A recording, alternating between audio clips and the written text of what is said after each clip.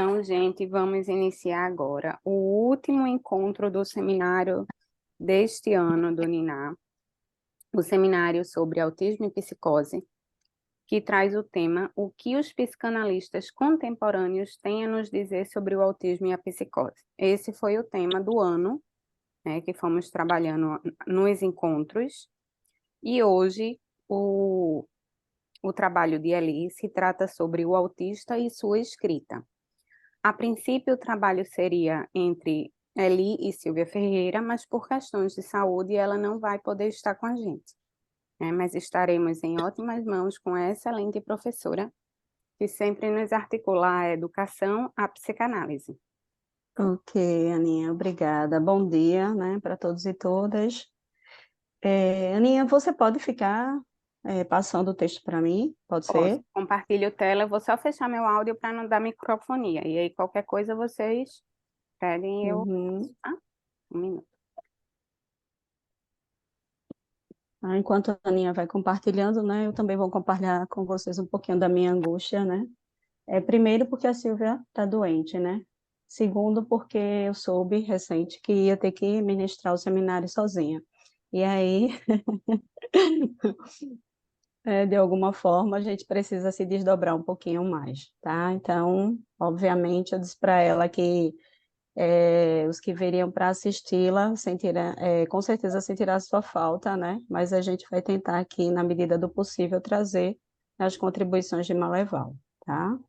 Então, né, a gente pode iniciar. Então, o seminário, né, tem por título, como a Aninha já falou, O Autista e Sua Escrita, reflexões sobre o primado do signo, né, enquanto introdução, né, aquele recortezinho que fez a convocação, pode passar, Aninha, por favor, só para... Então, o Maleval, no livro O Autista e Sua Voz, né, ao discutir sobre a apropriação da linguagem pelo autista, questiona como estes podem embarcar na comunicação sem colocar o gozo vocal em jogo. E partindo do trabalho que o autista desempenha pela imutabilidade, o autor supõe que a entrada do autista na linguagem se faça pelo primado do signo, visto que, diante do predomínio de referências imaginárias e da falta de acesso ao significante, os primeiros elementos da linguagem sejam processados como relações entre a coisa e a palavra, de forma bionívoca, e não como relações de representação entre significantes. E aí a gente já inicia, né, trazendo uma estruturação do sujeito pelo grande outro de signos, né? E aí a gente traz ali uma notinha de rodapé. Tu sobe só um pouquinho, Aninha, só para enfatizar. é, Sobe um pouquinho para a gente chegar na notinha de rodapé, por favor. Não pode subir, amada. Para mostrar a Para nota de descer, rodapé. né? Tá, Eu vou fazendo ao descer. contrário. E aí eu estava procurando, não achei. E aí, nessa notinha, né, numa conferência realizada em Bogotá em 2017, né, no áudio original, que tem um link aqui, né, o Maleval, ele traz, né, esse enunciado, né, uma estruturação do sujeito pelo grande outro de signo, né, que é algo que, né, quem vai acompanhando os estudos de Maleval vai vendo essas modificações. Ok, Aninha, pode voltar, minha amada, por favor. E aí, no texto, né, da estrutura autista, Maleval aponta três características nas quais é possível apresentar a estrutura autista, né? A primeira, uma retenção inicial dos objetos pulsionais. A segunda, a alienação retida, né, que se opera sem a dobradiça do significante mestre, ou, né, uma estruturação do sujeito pelo grande outro de signos. E o terceiro, uma aparelhagem do gozo pela borda, né? Mas destaca a imutabilidade como sendo o principal elemento desse diagnóstico diferencial, algo já apontado desde Kant. Então, nessa direção, o autor vai apontar também que há dois canais principais para a entrada do autista na linguagem, né? Os balbucios pobres e ecolalia, nas quais a significação está desconsiderada e que se desdobram em uma língua verbosa, e a escrita, na qual o gozo vocal está excluído e que desemboca na língua factual, apta à comunicação, mas desprovidas de afeto. Tendo em vista, né, a produção, por favor, Aninha, tendo em vista a produção de Maleval, acho que subiu muito. Ah, tendo em vista a produção de Maleval para a clínica do autismo e para os seminários que se seguiram, e o objetivo deste escrito, cujas questões norteadoras foram estruturadas a partir de suas principais contribuições, seguiremos a hipótese de Maleval, a qual propõe um grande outro de signo para os autistas, para discutirmos sobre o autista e sua escrita. Com o objetivo de desenvolver uma discussão que considere o autismo um estilo radicalmente singular de estar no mundo e que explora formas originais pelas quais parece conseguir por limite ao gozo, resultando em modos de expressão como a aquisição da linguagem pela escrita, que favorece a emergência de um sentido bruto, de um código informativo. O presente estudo busca também enfatizar a hipótese de Maleval de que no autismo haveria uma língua pobre.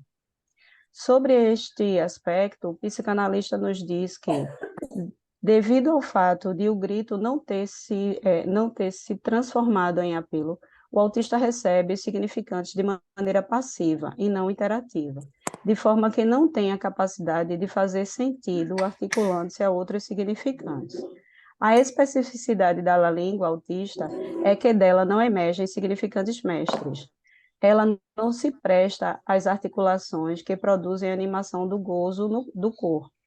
No primeiro plano da clínica do autismo infantil, por intermédio da língua infantil verbosa e das vocalizações involuntárias, vem uma lá-língua que não se apaga. Eu acho que tem o microfone aberto, Aninha.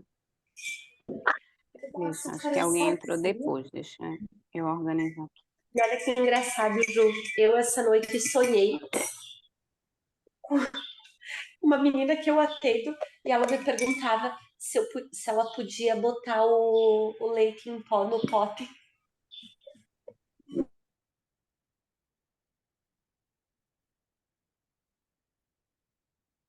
Eli, libera o teu aí, porque para tentar ser mais rápido, eu desativei todos.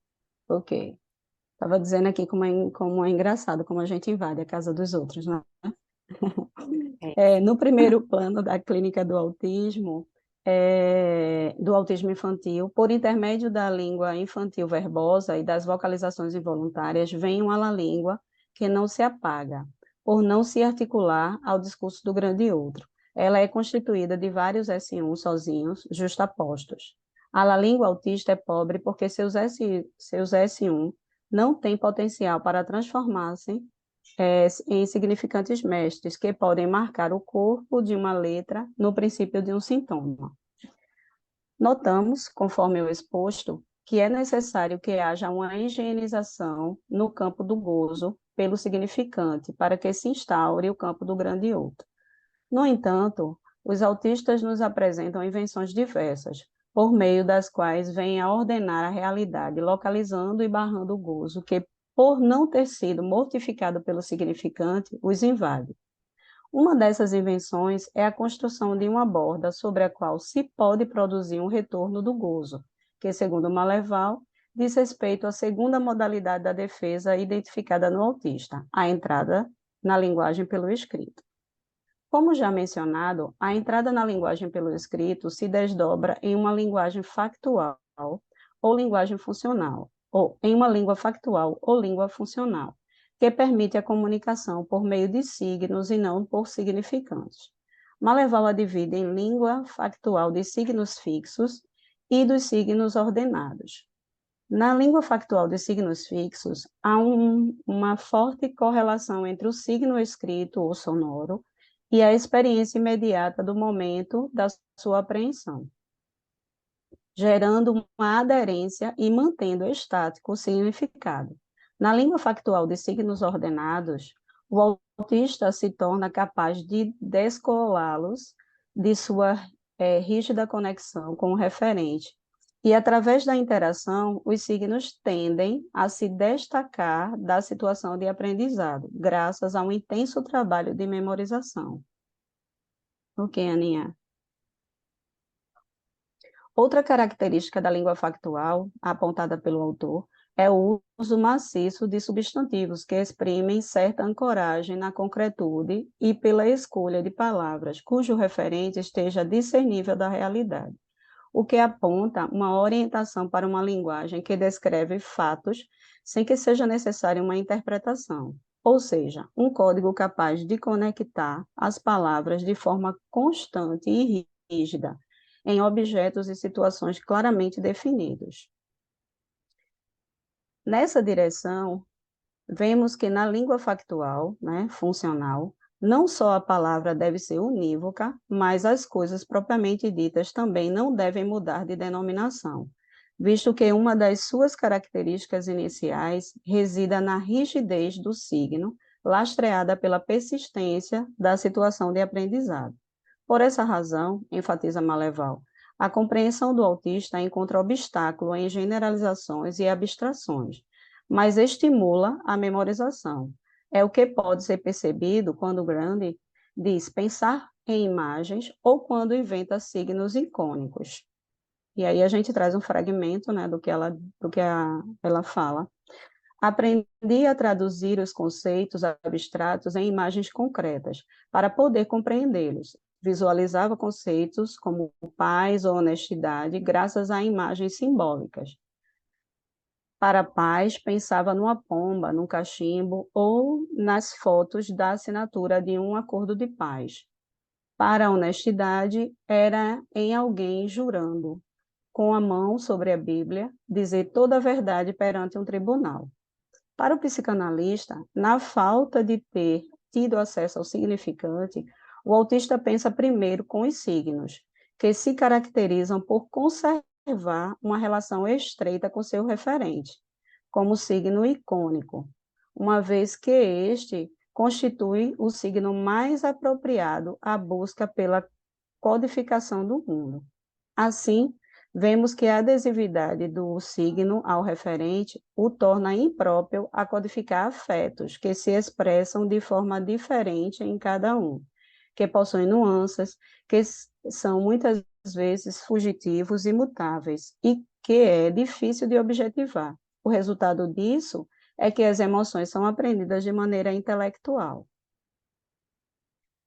Desse modo, Maleval supõe que no autismo existe uma questão de primeira ordem, que se trata de como chegar a uma comunicação separada da ambiguidade que se dê num mundo coerente e fixo.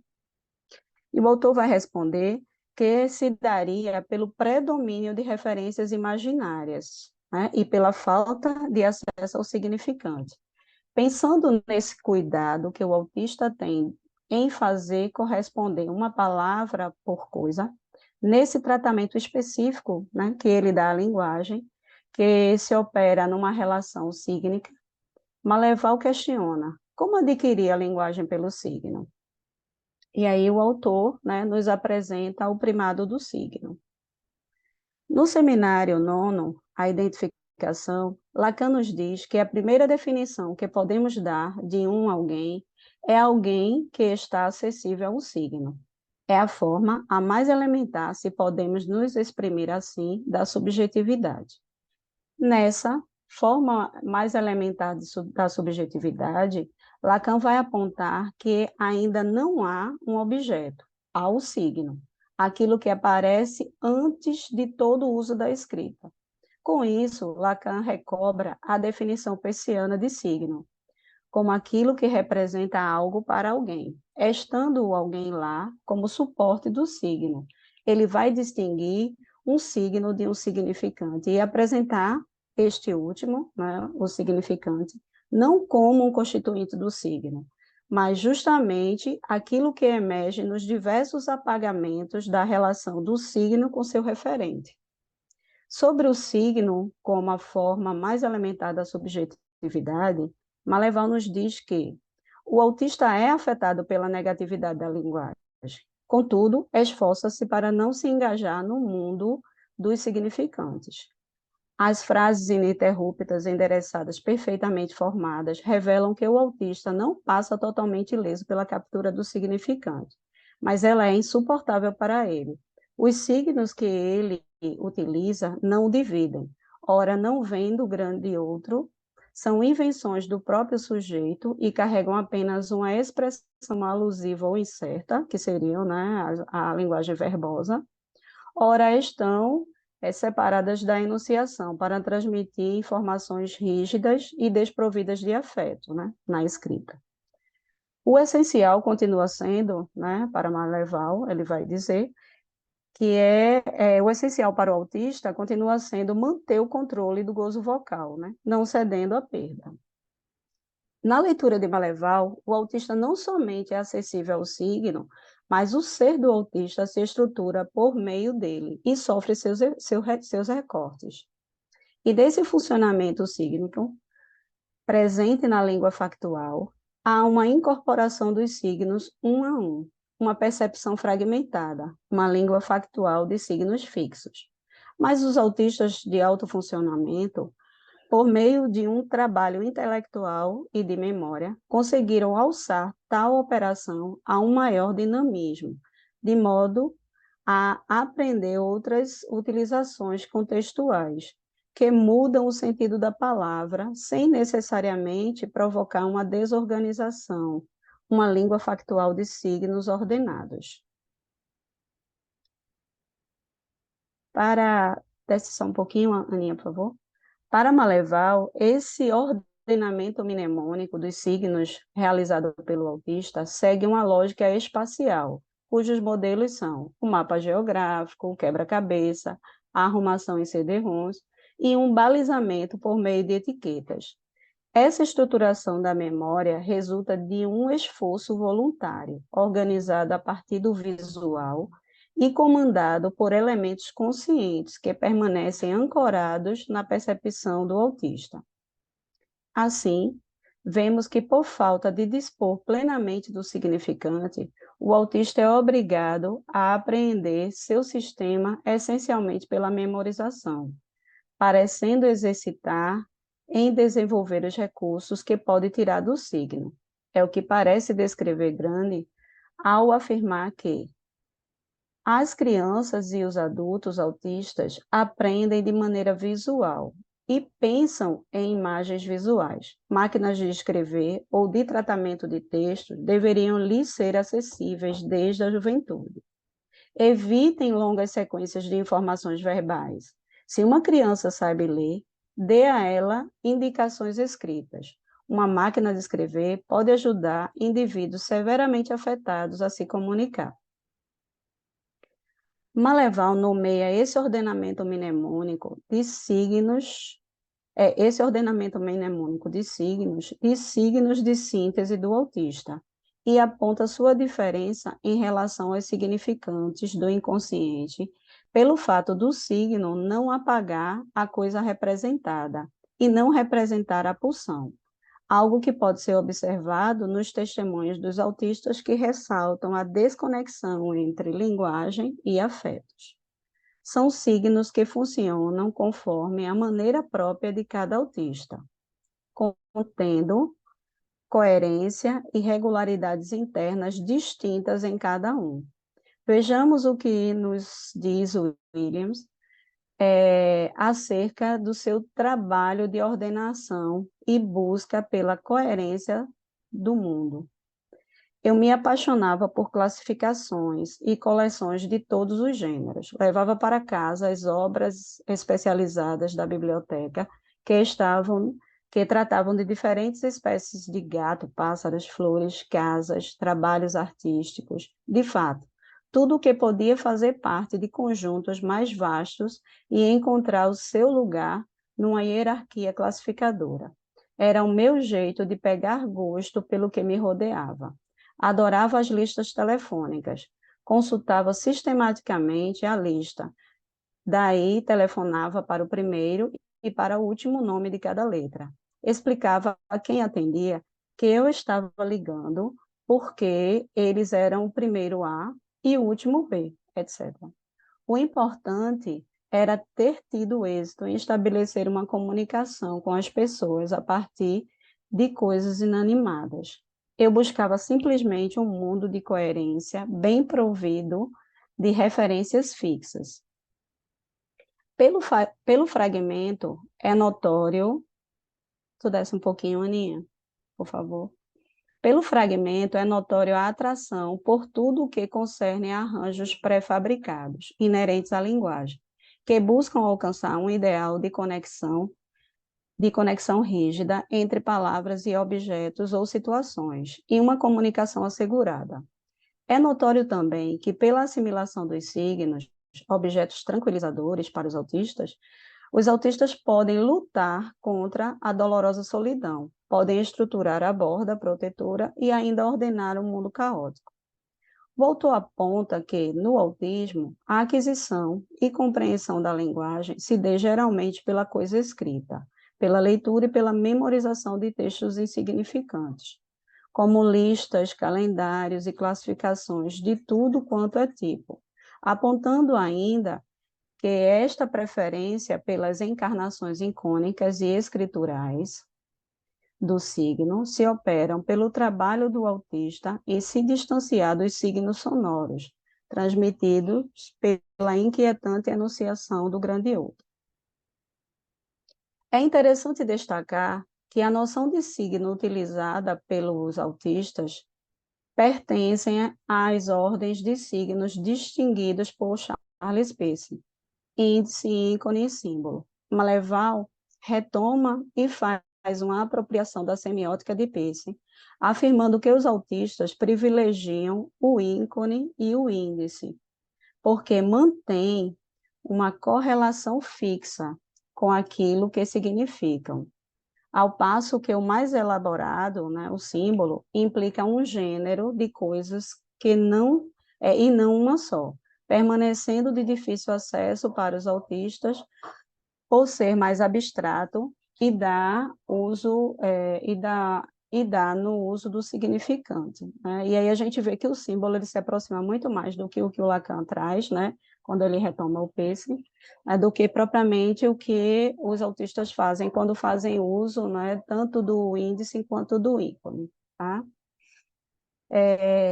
Assim, Maleval conclui que, pela lógica da primazia do signo, os autistas buscam estabelecer um índice das situações ou informações obtidas e armazenadas, formando um vínculo entre a situação e o texto, obedecendo ao princípio do ícone. Desse modo, extraem recursos dos signos numa espécie de saída, por não dispor do significante, realizando uma memorização, não por uma gramática ou uma lógica significante, mas por outros elementos, como imagens. Só, Beninha, por favor. Essa primazia leva o autista a considerar cada elemento linguístico isolado do contexto total, né? Então, é como se os signos eles fossem independentes, não necessitam, não trabalham como se fosse uma cadeia, como acontece, né, com os significantes. E aí os sentidos também já estariam dados, né, postos, né, é diferente também da ideia da cadeia significante, que essa significação ela vai acontecendo na cadeia.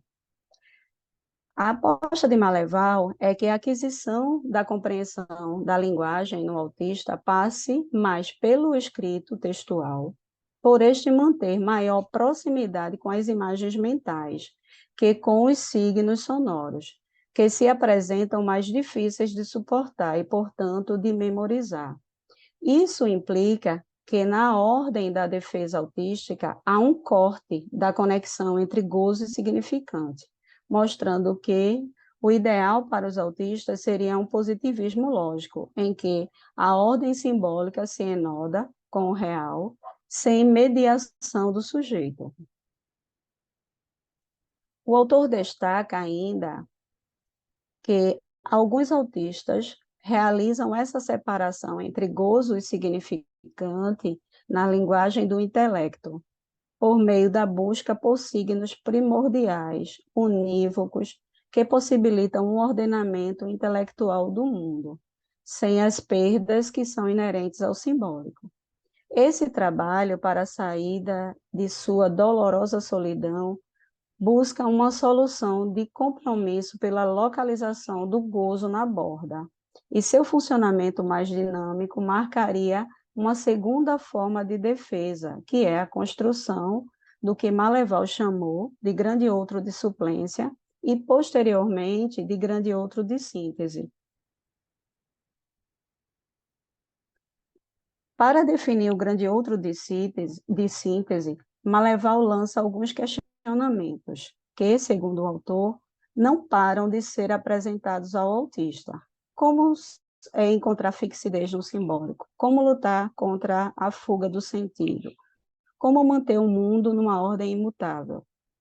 E para responder a tais questionamentos, o psicanalista apresenta o autista como um criador de signos linguísticos novos, uma vez que o grande outro de síntese é constituído por signos e não por significantes, tratando-se, portanto, de uma construção que permite ao autista ordenar a realidade por meio da memorização de signos, uma espécie de registro de dados por elementos decorados, seja por imagens, cifras ou ícones, que lhes configuram uma base para interpretar a realidade e circunscrever o simbólico, tornando-o controlável.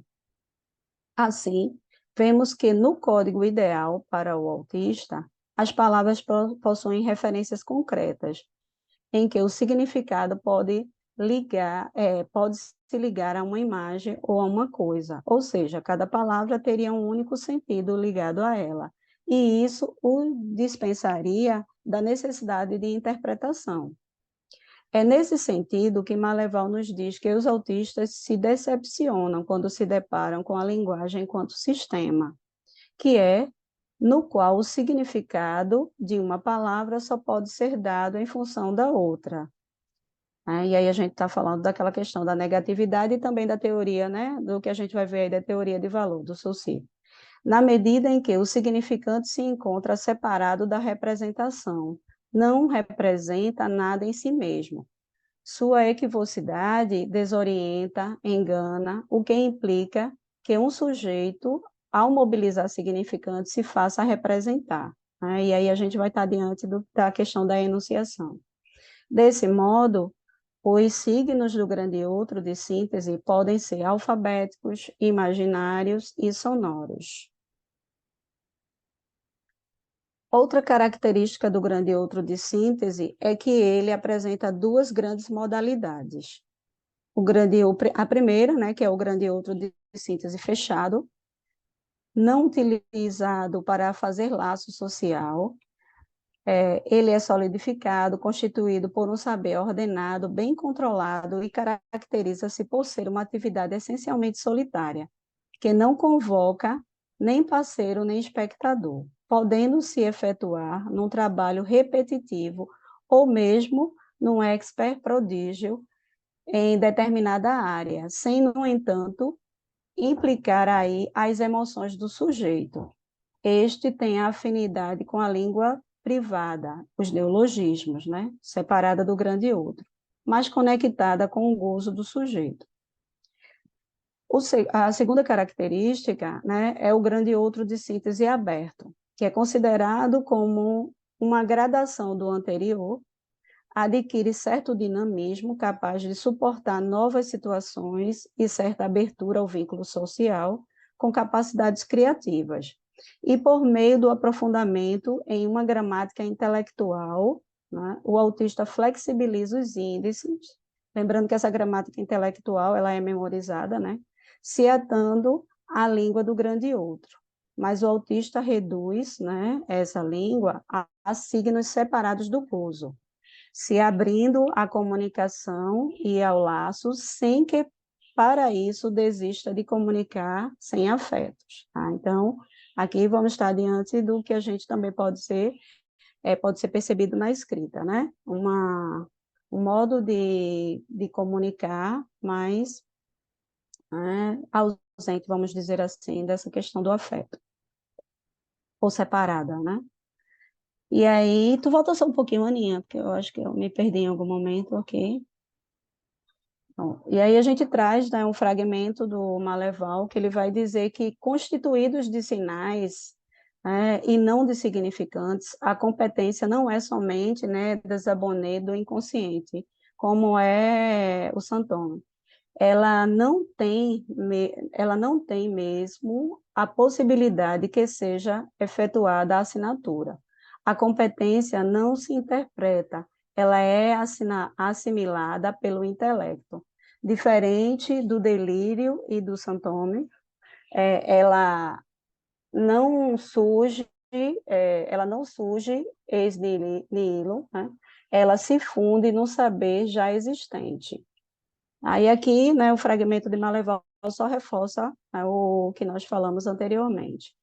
Nessa direção, o autor vai enfatizar que uma distinção importante na aquisição da linguagem pelo autista está na ausência da aquisição espontânea da gramática inerente ao sistema de significantes, e isso os força a apreendê-lo pela memorização, como alguns autistas conseguem fazê-lo tão bem a ponto de se transformarem, aqui está faltando um S, em gênios mnemônicos e conseguirem soltar ou flexibilizar a conexão com o referente, Maleval se lança um questionamento.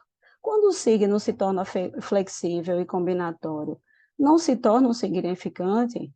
A partir desse questionamento, o autor vai argumentar que, embora se assemelhe ao S2, diferem deste por não apagar completamente a ligação com o referente.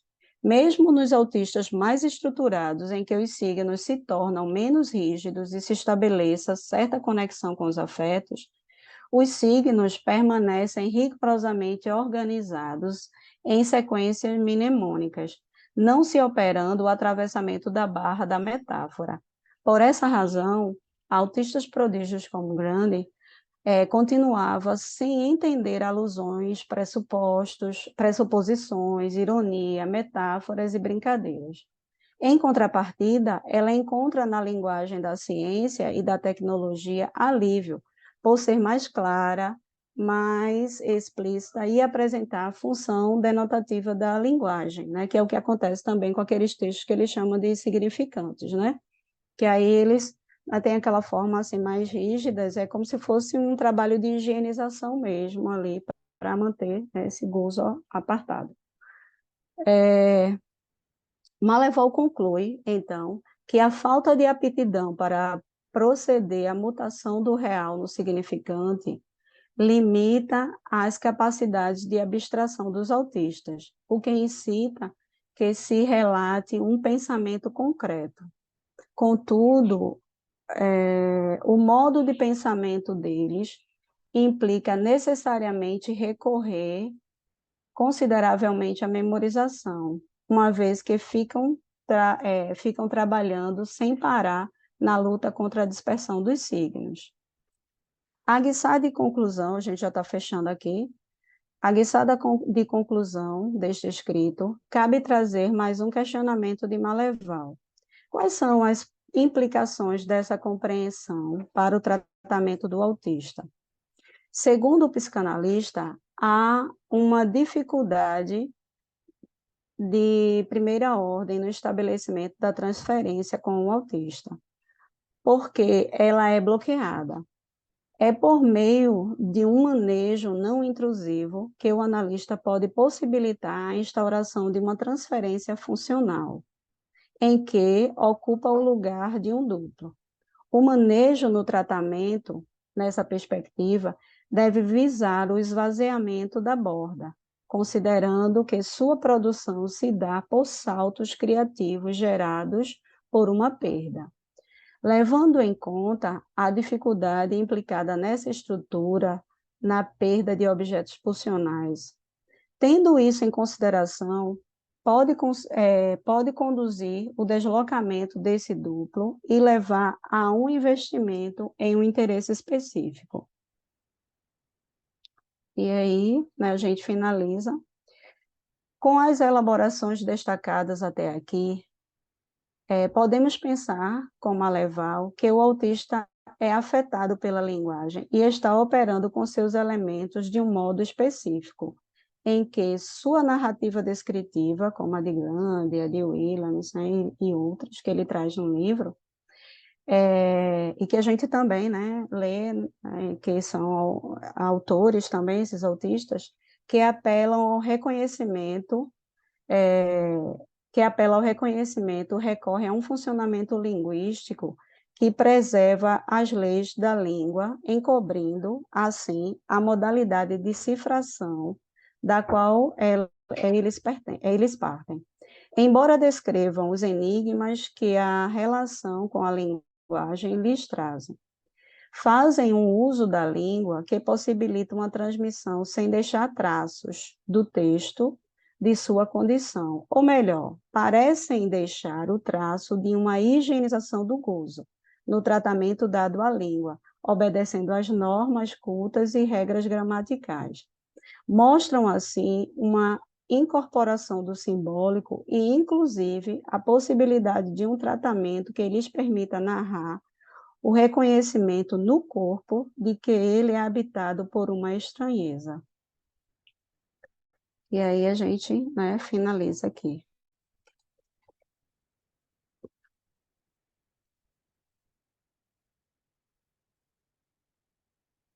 Ok, Aninha.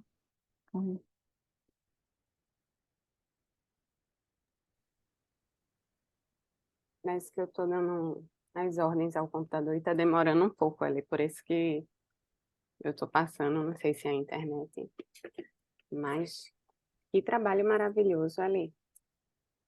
Tu tá muito sabidinha. Estou muito sabidinha. É aquilo que você vai me dizendo, né? A gente vai convivendo, né?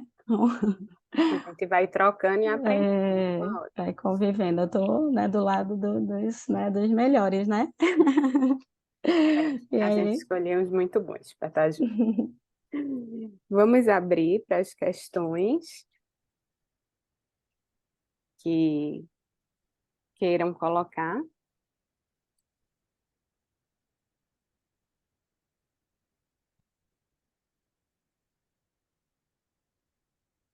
Bom, então deixa eu começar, que eu achei uma fala que tu traz assim, parece tão simples e tão importante, que escrever é uma forma da pessoa com autismo se comunicar sem o atravessamento do afeto, né?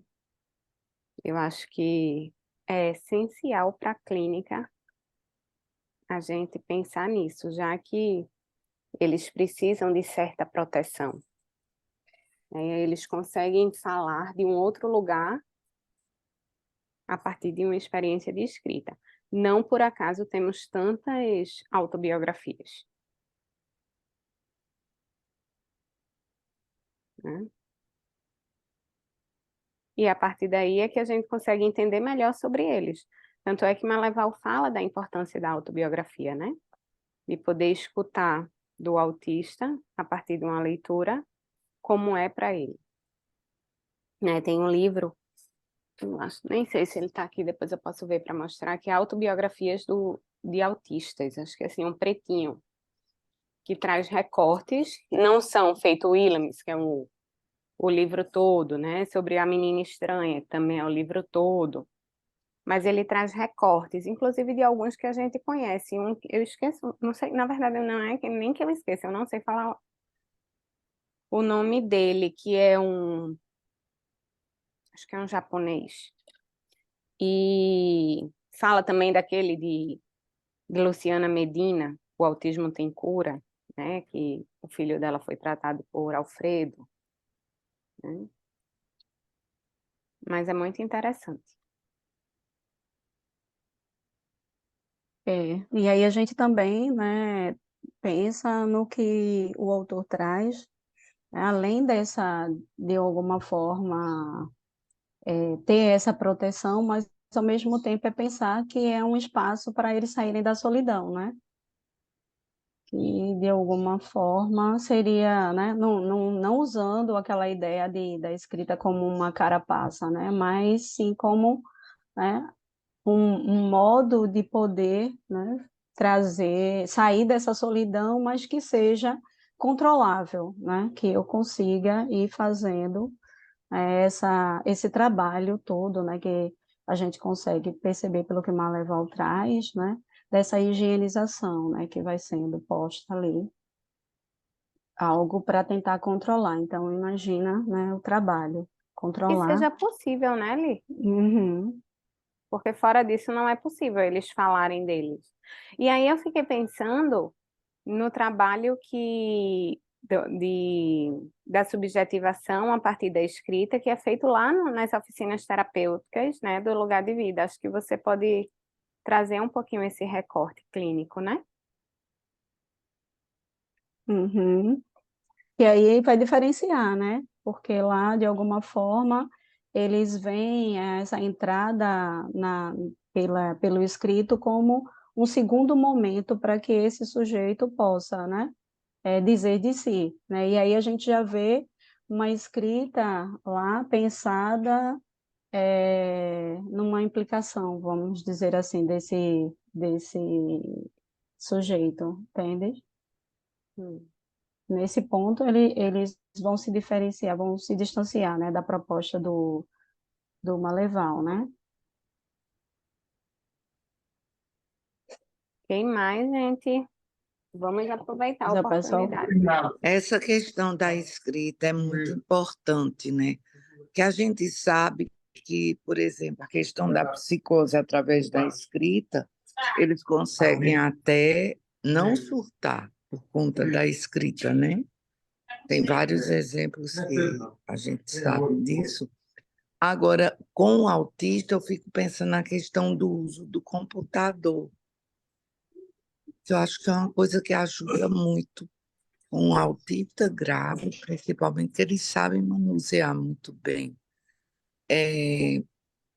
E eu fico pensando nos maiores que não conseguem ainda falar e que, de repente, pode ser que consigam escrever através do computador, né? Fiquei pensando em Pedrinho, Aninha, que a gente tem, que está com 11 anos, que ele ainda não fala, mas é muito inteligente. Você vê que ele é inteligente. Ele entende bem o que a gente fala e consegue dar respostas com o corpo, né? Exato. E ele consegue se comunicar com o corpo, né? Mas que Ontem eu eu tenho. perguntei. Vá, diga. Diz. Depois eu digo. Não, eu acho que talvez, se fizer uso de computador com ele, ele vai agora começar no Secosne, que eu pedi com uma psicopedagoga. Aí eu vou ver se eles usam um computador com ele, sabe? A partir de hoje, tá vendo como são as coisas da ideia da fala de Eli, foi que me despertou. Vou falar com Tereza, ver se utilizam o computador com ele, para ver se a gente tem uma boa resposta, diz Aninha. Não, que ele compreende, né? Pedrinho compreende, Pedrinho responde, ele não usa a fala como recurso para se comunicar. Foi até engraçado, que eu lembrei que uma das estagiárias do primeiro período, perguntando ontem de Renan, fez assim: ele é verbal ou ele é não verbal? Eu disse: ele não usa a fala para se comunicar. Eu não respondo se é ou se não é verbal. Mas aí Pedrinho estava ontem com algodão doce e lá, todo feliz comendo algodão doce. Eu disse: ai, que legal, você está comendo algodão doce, tá gostoso? Ele responde, É.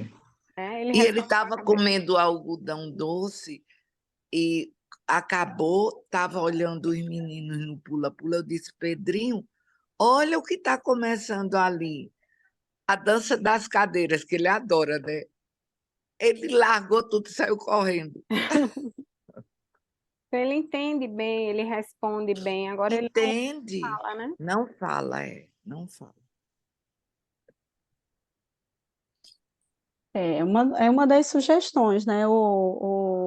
Pelo menos a Tempo, ela traz isso, né? Lógico que na produção ela fala dessa questão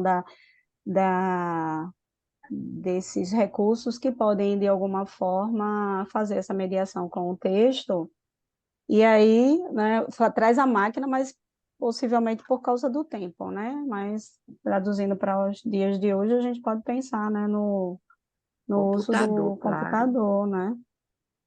Sim. Que pode, de alguma forma, facilitar ou mediar, né, esses encontros. Algo que...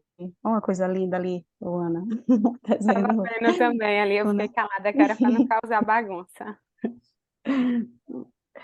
Tá melhor, minha linda.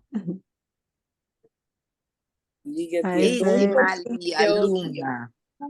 Ela que pediu para Oh, aparecer, porque ainda teve princesa. uma hora que a Aninha e Luísa falaram, não sei o que dizer, comer, comendo. Aí ela, comendo não, é suco de manga. Tá vendo? Ela, Ô, Luna, princesa. Ai, que bom como ela já está bem, né, Luana? ah, meu áudio estava fechado. Ela deu uma melhoradinha, ainda bem. Tá aceitando o suco, tá aceitando agora. Ontem à noite começou a aceitar algumas coisas. Bichinha. É, Tá foi. ó. Comeu papa sozinha. Esse Maria, como tá sabida. Agora, voltando para o texto, né? Gostei muito de sua apresentação, viu, Eli? Você está ótimo. É uma coisa que eu acho que continua sendo muito difícil é realmente a diferenciação entre autismo e psicose, né, minha gente? Na prática é muito difícil, não é fácil. Compartilho muito desse sentimento, Luísa. Inclusive, quando eu lembro que em um dos seminários eu estava com a Eli, a gente questionando muito. Eu não lembro exatamente qual foi o conceito que Maleval trouxe, também de Maleval, que, eu acho que era o duplo, né? Quando o duplo era que ficava eu e Eli, a gente sem saber, meu Deus, como é que a gente vai saber quando aquilo não se apresenta? Tu lembra de um conceito ali que a gente ficou às voltas, que era a gente dizia que era o mais difícil de reconhecer? Porque ele, acho que, não sei se quando ele estava falando sobre as paixões dos autistas, né? E aí a gente dizia que tem coisa que é muito parecida, e como a gente conseguir diferenciar? É, exato. Eu acho que é muito difícil, não é pouco, não. Eu fico pensando em Renânia, como é difícil da gente saber o que é aquilo dele, se é autismo mesmo ou se é psicose. Eu acho que minha opinião mudou tanto em relação àquele caso, tanto no decorrer do caminho. Dá para a gente saber direito. É, a gente estava aqui, eu estava escutando vocês, com a Eli, no caso, né? Eita, a Luna não está ajudando. E aí, Rico estava prestando atenção também. E aí ele perguntando, né? Antigamente, como era? Como é que, porque hoje em dia tem tantas pessoas com diagnóstico de autismo? Aí eu estava explicando um pouquinho e estava falando justamente isso, né? Essa questão da diferenciação da psicose e do autismo, né? Que só a psicanálise. Eu me lembro de daquele grupo que a gente participa, que é lá em Aldeia. E Eu não daí? sei se o IDI. Eu não sei se a Aninha lembra, mas que teve uma Claramente, uma neuro, não foi? foi. E ela perguntando por que só a psicanálise fazia ainda essa diferenciação, que ninguém mais fazia. E Ah, aí a gente é? ficou. Eles não diferenciam, Foi. não? Pode ser uma Não, coisa ou outra, é? não, é tudo autismo, não existe É, psicose, todo autismo. Ah, é certo. tudo Assim é autismo. mais fácil. Então, E aí também ela por isso. questionava assim, qual a diferença, já que... E por que só a psicanálise que considera essa diferença? Porque no DSM não tem psicose infantil. Ela falava assim, não era Flor. Foi.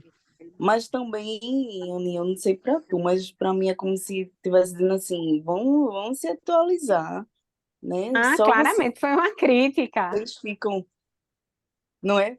É, Foi uma vocês crítica. pararam no tempo. Não foi uma coisa Foi. que me expliquem para agora eu poder fazer uso desse conhecimento, Uhum, isso né? mesmo. Foi E uma aí crítica. depois, eu acho que foi tu junto com Renata, não sei se foi com Renata, mas aí depois teve assim uma oportunidade para meio que dar uma explicada indiretamente ou diretamente mesmo, falando sobre isso. Não sei se tu lembra também. Lembro, foi. Uhum. A gente explica do ponto de vista teórico, é maravilhoso, né? E do ponto de vista prático, que dá um nó na cabeça da gente. Mas É. aí também vai ter, tem implicações, né, no modo, na direção do tratamento, né, para Uhum. essa Sim. diferenciação. Sim. Que pelo menos, assim, a partir do que eu venho lendo, né, eles enfatizam bastante a importância, né, tanto o pessoal lá do Lugar de Vida, né, quanto do Niná mesmo, e, né, os autores que normalmente eu estou lendo, essa Maleval, né, ele traz que é importante, né, perceber essa diferenciação justamente por conta da direção do tratamento, né? Sem dúvida, Alice. Só que eu, em nome próprio, né? Tem hora que dá um nó na cabeça. A gente vai tentando ali, a gente vai tateando, mas não é uma coisa clara. Eu Uhum, digo que não é feito síndrome de Down, que tá na cara. uhum, Muda totalmente a direção de como você vai propor as intervenções, né? De como você vai fazer o manejo do caso, né? Porém, às vezes você fica ali tateando para poder lá na frente supor algo mais claro, porque fica bem turvo. Eu não sei se pela própria experiência, Lu também, Luísa, com mais experiência, acho que fica mais clara, mas assim, não é fácil.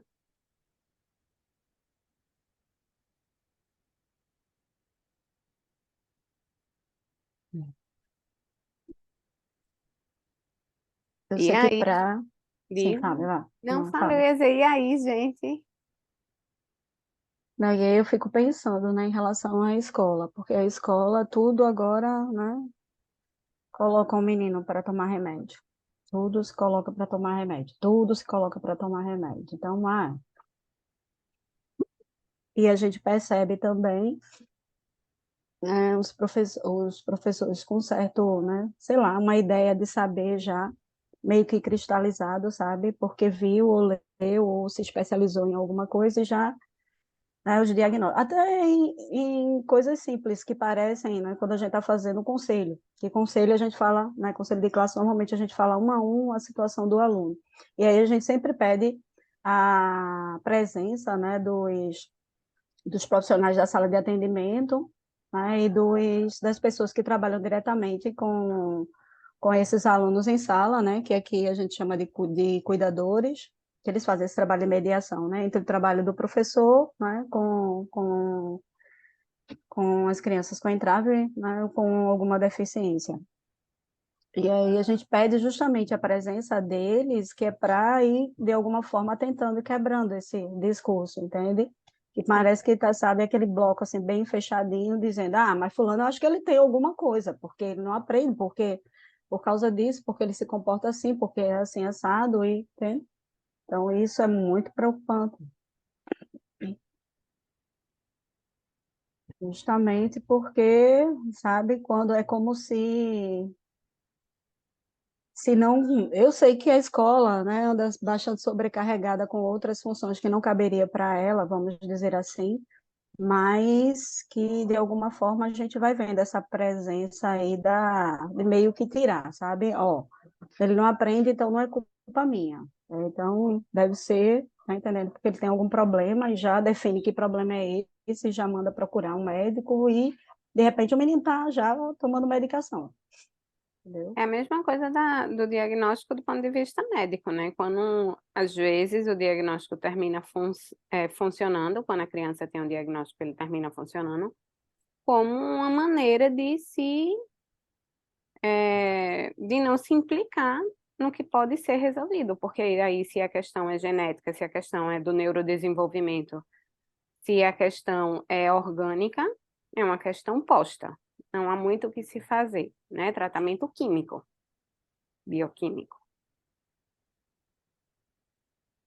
né? Eu acho que tem isso, né? A questão do diagnóstico vem exercer aí um papel de justificativa importante, inclusive justificativa social. Não por acaso se usa muito hoje o cordão do autismo, porque aí não precisa. Nem você passa por situações desconfortáveis, você não precisaria justificar, mas você sente a necessidade de justificar, e estando com cordão, dispensa justificativas.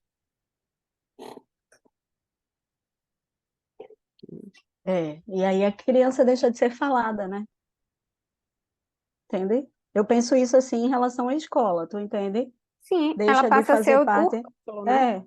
Exato, deixa de fazer parte, né, do discurso, deixa de, né, ser falada, né, de ter alguma, sei lá, um movimento para que, né, possa escutá-la, ver o que ela já apresenta. Então, é uma das preocupações, sabe, me deixam bastante inquieta, né, e é por isso a insistência, né, da gente estar, a partir de quem está fazendo esse atendimento, traz um pouquinho, né, o que é que eles apresentam para você, escutar os professores também, que já, né, têm uma escuta, vamos dizer, mais sensível, vamos dizer, assim, é aquele que de fato para olhar, né, não só ver, mas para olhar. Então, que traga, e a gente tenta socializar um pouco dessa experiência e vai vendo o que é que vai dando certo, né, o que é que vai funcionando, mas é como você fala, é bem trabalhoso E é e bem difícil. difícil, né? É Bem difícil. difícil. Então, gente, O mais pessoal alguma... hoje está caladinho, né, Ah, Aninha? Tá que vendo? questão Sabe o que é isso? É a falta maravilhosa. de Silvia, né, gente? Eu tenho certeza que foi a falta de Silvia. Impactou a todos. Mas você exerceu um excelente trabalho ali. Foi mais emocional do que técnico. Posso falar? A ausência foi mais emocional. Pode, Cris, claro. Eu acho assim, né? Existe uma outra dificuldade também entre o diagnóstico de psicose e o autismo. Eu acho que tratar de uma patologia do neurodesenvolvimento, você entra com um outro fator que é o desenvolvimento, né? Então, assim, cada criança está num nível, né?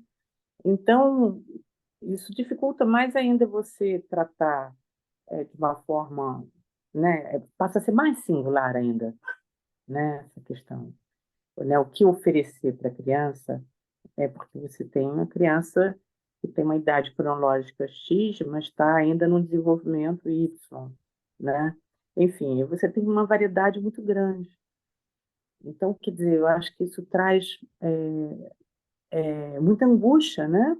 E é mais fácil você dizer, bom, então é isso, toma isso e pronto, acabou, né? Aquieta todo mundo, quer dizer, ninguém fica angustiado de não estar sabendo como lidar com aquela criança, né? Porque essas crianças dão muito trabalho mesmo, né? E eu acho que mobiliza muito o desconhecido em quem está trabalhando com ela, né? Então, quer dizer, se você pensar, por exemplo, uma criança tem uma deficiência visual, então está ali a deficiência visual, mas você consegue colocar ela no desenvolvimento, pensar no desenvolvimento da criança, tudo bem, mas quando não é uma coisa concreta, o profissional que está trabalhando com ela passa a mobilizar muitas coisas naquele profissional, na equipe, etc. Tal, né? Então, e é aquilo que o pessoal sempre falou, né, do estado de sideração dos profissionais também, né, não só dos pais, quanto dos profissionais, porque o tempo todo você está lidando com desconhecido, né, quer dizer, é autista, mas é um outro autista. é psicótico, né? Mas você está lidando com outro psicótico, em outro estágio, entendeu? Então, eu acho que isso mobiliza muito, sabe? São crianças realmente para serem tratadas em conjunto, né? Enfim, a gente vê um resultado muito bom quando a gente trata, quando a gente tem um espaço para poder discutir, né, com os profissionais que estão lidando, né? É isso.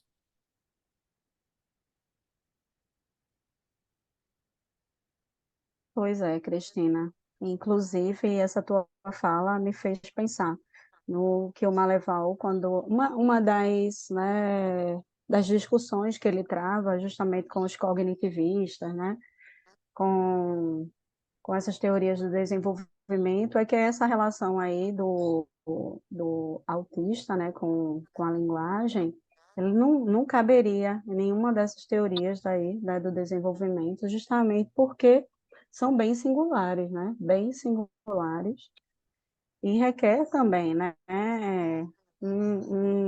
sei lá, um trabalho ali nesse, né, de uma forma também bem singular, tá? Então, ele apresenta o que é que está ali, né, que pode dizer que daria para a gente ter uma orientação, mas que enfatiza que é nessa singularidade que, né, quem está ali trabalhando diretamente com ele, né, que no caso que faz está ali mediando aquela questão do tratamento, vai precisar ter esse olhar, né? Uhum. Não tem, né, como encaixar para dizer, por exemplo, se a gente for pensar nessa questão das fases desse desenvolvimento, a gente vai colocando as crianças de acordo com, né, como elas vão apresentando para a gente. As crianças, vamos dizer, pensando na típica, né? Então, como é que ela produz ali o seu rabisco e tal, e aí a gente vai colocando, vai enquadrando, né? No caso, no autismo, não tem como a gente fazer isso. Na realidade, não era nem para a gente fazer isso com nenhum, né, Aninha? Mas, né, de alguma Tendência forma, a botar em categorias, né, Li? o ideal seria não fazer com nenhum, E né? eu acho que essa é a grande sacada da psicanálise, que é ser a clínica do um, né? O olhar do Uhum. um a um. E eu gostei disso que Cris falou, que é a importância de considerarmos o profissional estando posto ao desconhecido. Uhum. Uhum. E a gente termina botando sobre categorias, porque ele tem isso, isso, isso e isso, porque aí se a gente dá algum nome, parece que não é tão desconhecido assim, sendo que cada um é um, né?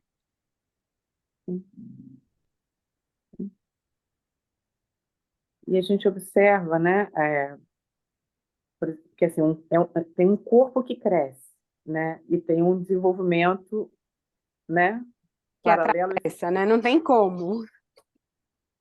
Enfim, e a gente vê muita angústia das pessoas realmente que não, mas ele já pertence a esse grupo, não, eu acho que tem que ser muito discutido com a equipe. Isso eu vejo assim, tem uma escola que está trabalhando muito bem essas crianças aqui no Rio, e exatamente assim, tem horas que não dá mais para ficar naquela turma, ela está precisando de crianças maiores, mas aí tem que ter atividades, né, que proporcione aquela aquelas questões de interesse dela, né? Enfim, então realmente você tem que mesclar, não dá para você dizer aqui ou ali, né? Enfim, entra um pouco no sistema de créditos, né? Como foi proposto à universidade, né? De créditos.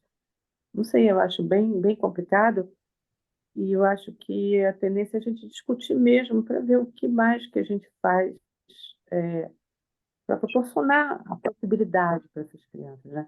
Porque você observa assim, por exemplo, a alfabetização é uma coisa muito forte, né?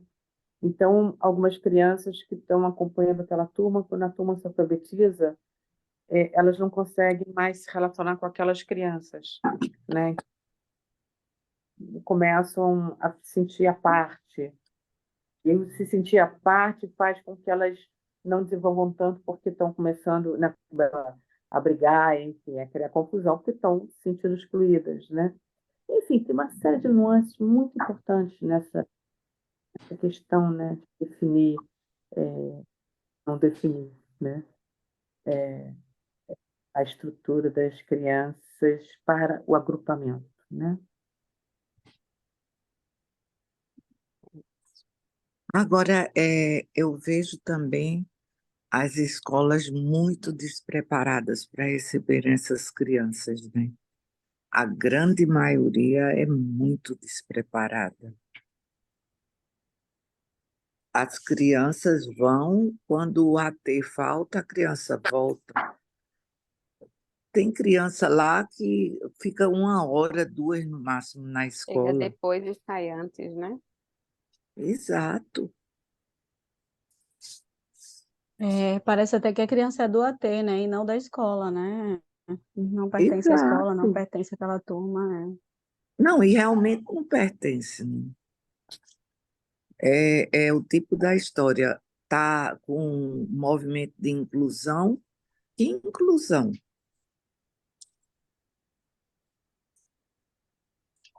Luísa, você está tocando num ponto que eu acho muito importante.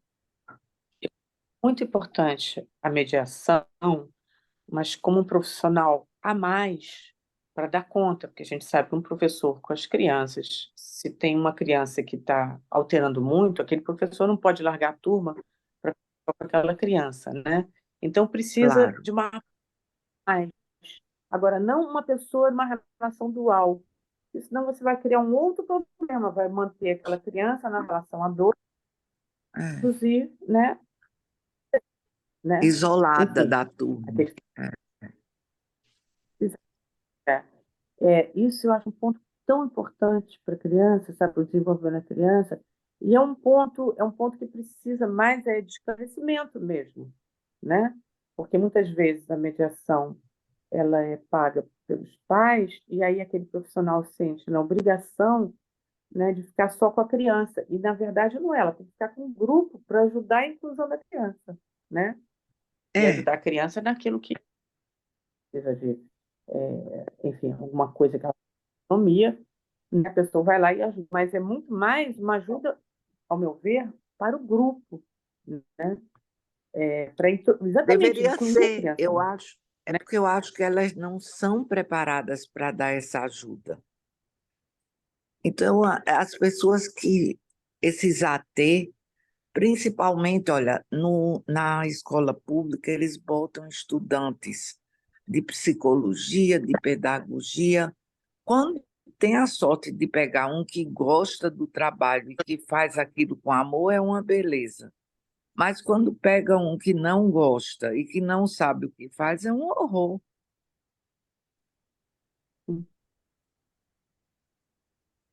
Eu acho isso uma coisa muito grave, porque a gente lá escuta no Cirandar, os pais falando, tem criança ali que passa mais tempo em casa, mas muito mais, sem comparação. Passa 1 a 2 horas no máximo na escola quando vai. Porque as outras vezes eles dizem nem mande, porque o AT não veio. sim, sim, né? Como se, eu sempre lembro do fundo de quintal, né? Como é que as crianças faziam no fundo de quintal, né? E a importância assim de uma pré-escola com a diversidade, né? Enfim, e o quanto é importante uma criança é, estar com a outra, né? O quanto que uma criança consegue ensinar para a outra, né? Que assim é uma questão de ação que nós adultos não conseguimos atingir, né? O que está sendo passado ali naquele grupo de crianças. Então, assim, a importância dessa inclusão é muito grande. Agora, como melhorar Exato. isso, né? Porque também é difícil para um profissional se sentir totalmente impotente diante de determinadas situações e não ter a quem recorrer, né? Então, É, quer dizer, como avançar no aspecto da inclusão verdadeira, né? Da facilitação daquela criança se relacionar com o grupo da faixa etária dela, quer dizer, da faixa etária da geração dela, né? é. Cláudia, Cláudia mandou até um material para a gente assinar por instituição, não foi, Aninha? Foi. Tu lesse bem direitinho, não foi? Eu vi que tu lesse, tu estava Li. também comentando. A gente pode até É, disponibilizar depois. mandar para Cristina disponibilizar para outras coisas, outras pessoas. Parece que agora eles estão querendo botar um profissional também clínico na escola, né? Eu acho que é uma boa, viu? Eu acho que não é ruim, não. E eu acho assim, tem um aspecto também muito importante que eu acho. Exatamente, pegando Boulanger, pegando o próprio Piaget, né? Da importância do parquinho, a Da importância do importância desenvolvimento do parquinho, do parque. parquinho da escola. Uhum. E, assim, como é importante você construir esse espacial, né? Até para você conseguir avançar aí em determinadas coisas, né? Principalmente na criança dentro do transtorno autístico, né? A gente observa muito claro a dificuldade que eles têm nessa área, né? E muitas vezes, né, a turma deles já passou por esse período de viver mais um pouquinho e já está mais dentro da sala de aula e ele precisa, né, retornar a esse parquinho. E como esse parquinho ele é negligenciado, eu acho que aí é negligenciado até em termos de saúde pública, porque assim pensa, hoje em dia a grande maioria das crianças tem tratamento e não tem a disponibilidade de praças públicas, enfim, de poder desenvolver melhor toda essa física que a criança constrói na prática, né, e que depois ela vai ter, né, que é exatamente a questão da e, enfim,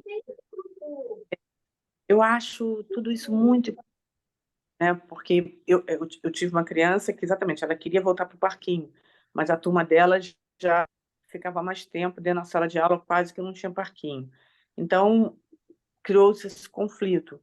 Aí ela foi para uma outra escola em que ela ficou mais, fizeram um currículo mais adequado para ela, e aí ela teve uma conversa grande com o parquinho. E como ela está evoluindo melhor, sabe? Enfim, É, então, mas ainda está muito incipiente, né? Agora, pois é, eu acho assim, uma criança aprender a pular corda num consultório, né? Enfim, é entendeu? fantástico. Né? Eu acho que tem alguns pontos importantes que estão sendo estudados na teoria, eles tinham que ser levados para a prática. E um deles é exatamente assim, eu acho as teorias do Boulanger muito importantes, muito importantes, porque exatamente como ele era dessa área da física, ele consegue ver pontos muito importantes e que eu acho que tem que ser levado para a escola, né? Que eu acho que eles estão relacionados, e aí, quer dizer, você conseguir juntar tudo que ele trouxe, né? Desse desenvolvimento, desse conhecimento da criança com autismo, e você conseguir juntar todo um desenvolvimento típico de crescimento nessas áreas, né? Eu acho que traz um resultado muito bom para É, essas crianças, né? e você vê, por exemplo, acho que o cirandar a gente aprende muito com as crianças, porque a gente vê criança que não brinca com ninguém, não brinca em casa, não brinca com outras crianças, chega lá, brinca com as crianças. Quer dizer, eu acho que vai tudo também do manejo que você lida com essas crianças. Por isso que eu acho que é uma coisa boa entrar um aspecto clínico na escola, sabe? Não que a escola vai ser clínica, não, não tem nada a ver. Mas eu acho que é importante ter um aspecto clínico para um olhar clínico que possa ajudar essas pessoas que lidam com a criança. Porque não é fácil também, né? A gente sabe que não é fácil. Tem criança que é dificílimo. E você sabe, você viu uma conferência que teve de Marie Christine? Eu assisti na internet aí, por aí, há uns 2 dias, sobre os 3 Is, ela falando que na França tem um avó, né? Eu já sabia dessa história, um avó que tinha um neto e que ela modificou os 3 Is para ter assim, um aspecto mais psicanalítico. Então, Uhum. é porque aqui no Nordeste as crianças que a gente lida são tão pobres que não dá para a gente fazer essa coisa. Você tem que ter um quarto de brinquedo da criança, pronto, naquele quarto você fica com a criança e reveza, só voluntários, cada 1 hora deve ser mais ou menos de 9 da manhã às 4 da tarde, cada 1 hora tem uma pessoa diferente, para não se cansar, porque a pessoa se acaba, né? E faz isso direto. Uma criança que não falava de jeito nenhum, com 10 anos, foi com 10 anos, ou 8 anos, nem sei. Com 10 dias a criança estava falando. Uhum. Imagina, quer dizer, é uma coisa fantástica. Agora aqui não dá para a gente fazer, a não ser que a gente faça, sei lá o quê. Não dá nem para fazer com essas crianças que a gente trabalha. Talvez pensar uma forma, né, Aninha? Vamos ver se a gente descobre. Talvez, em vez de ser o dia todo, talvez fosse uma tarde, assim, toda tarde, ou toda manhã. Fazer uma experiência com 1 hora cada pessoa, revezando para ver como é que eles iriam responder. Eu tenho vontade de fazer isso, porque realmente esses 3 Is é um sucesso. Luísa, a Tânia está perguntando, está pedindo Ah, para que você explique o que significa 3 Is. E antes de você explicar, eu tenho muito medo quando você tem vontade de fazer alguma coisa, porque é sinal de que vem muito trabalho por aí. é claro, né, Aninha? Tudo só com muito trabalho, pouco não dá. Explica o Olha, que significa os 3 Is para a Tânia, Luísa, por favor. veja, os 3 Is é um- uma questão do. Como é que chama aquele curso que tem nos Estados Unidos? Como é, Cristina? Aquele método americano, que inclusive Joana, que é psicanalista, fez. Ah, eu sei qual é, deixa eu ver. Diz aí o nome. É o... É um método que tem nos Estados Unidos, Som, que é de som... alguma coisa, Sunrise, um negócio Pronto, desse. é isso, é alguma coisa assim, eu não sei ao certo. Então, eles têm os 3 Is. Os 3 Is que eles fazem é diferente. É como a aba pegou alguma coisa, ouviu o galo cantar não sabe aonde, e bota as crianças 40 horas por semana, com pessoas pagas e com pessoas que não têm nada a ver, tem pessoas que não sabem nem o que fazer, não é isso.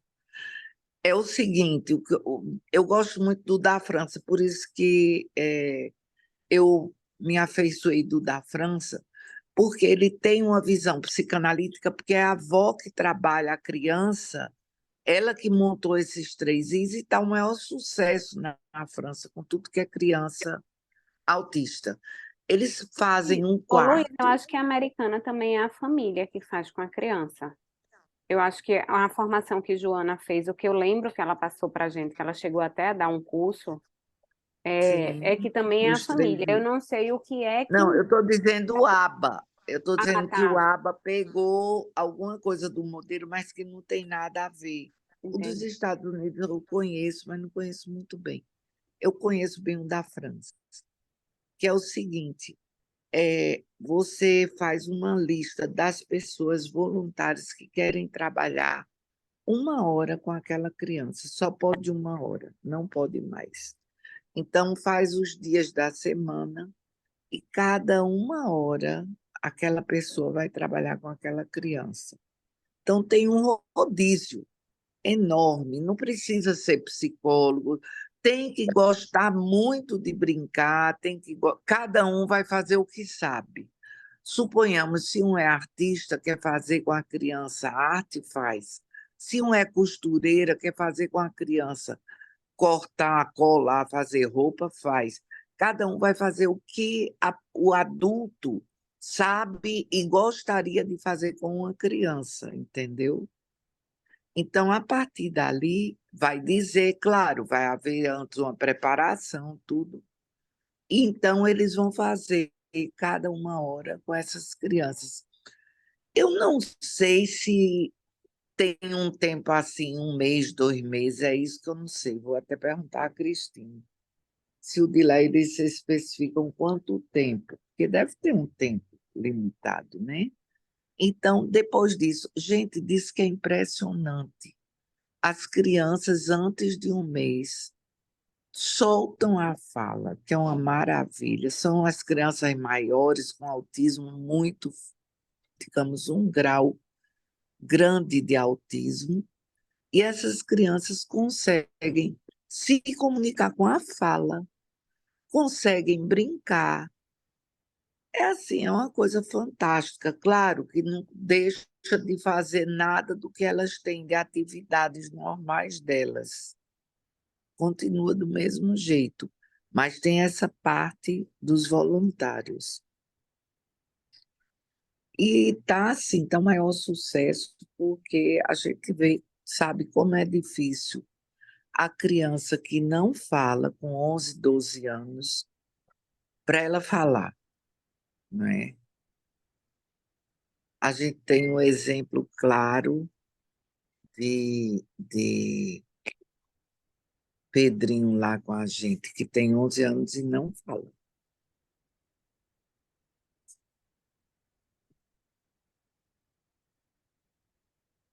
Você sabe, Cristina, também desse 3i Eu soube pela Marie, sim, mas eu não me também, né? aprofundei. Mas é incrível. Ela mesmo tem 2 crianças que começaram a falar super rápido, com 10 dias, 12 dias. Uhum. Essa live está disponível no. Tu sabe dizer, Luísa, se Não, está eu vou disponível? tentar achar para passar para vocês. É com aquela moça, é uma moça que eu acho que é do interior de São Paulo, não sei. Eu vou mandar para vocês. Eu vou mandar para o Niná. Combinado. Ok.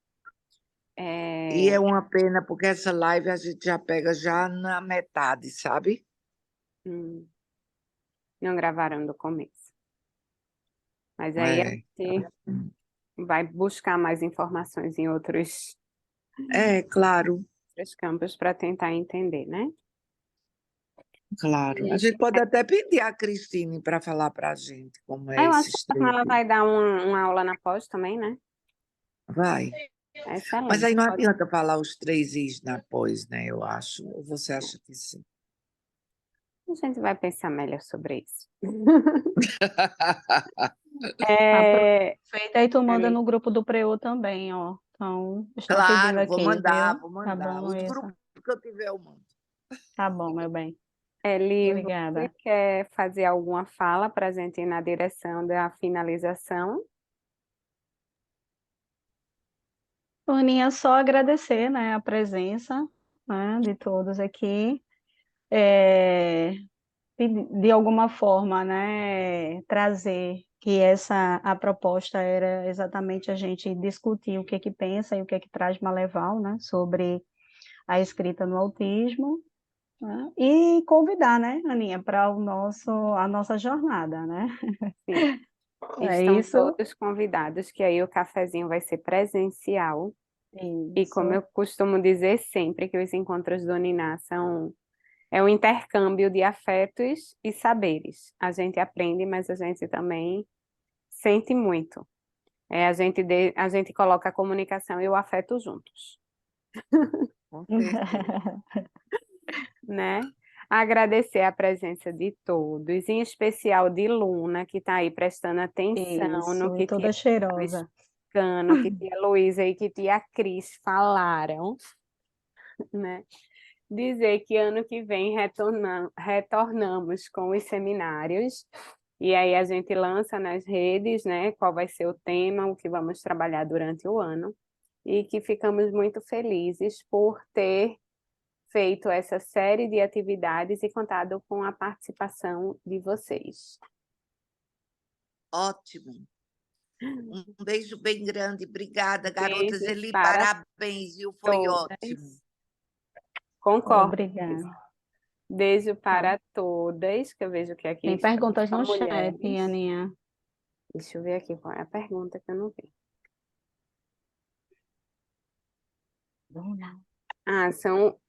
É cobrado algum valor para participar do grupo de WhatsApp de vocês? Não, Tânia, o grupo de WhatsApp, o link está disponível na bio do Instagram.